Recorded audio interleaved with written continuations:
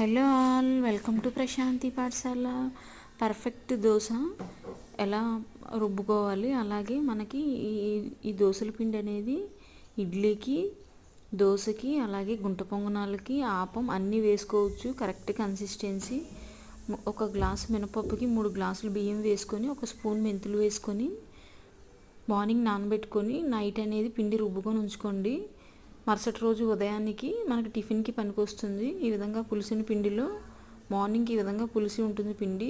పులిసిన పిండిలో మనం తగినంత ఉప్పు వేసుకొని మనకి ఏం కావాలో వేసుకోవచ్చు. ఇక్కడ దోశ ఇలా చిన్నగా వేసుకోవచ్చు, మీడియం సైజ్ దోశ, అలాగే పెద్దగా వేసుకోవచ్చు. అలాగే మనం ఆపం చేసుకోవచ్చు, గుంట పొంగనాలు చేసుకోవచ్చు, అలాగే చిట్టి పునుకులు కూడా చేసుకోవచ్చు. మనం పునుకులు అంటాం కదా, పునుకులు చేసుకోవచ్చు. చాలా అంటే చాలా బాగుంటుంది. ట్రై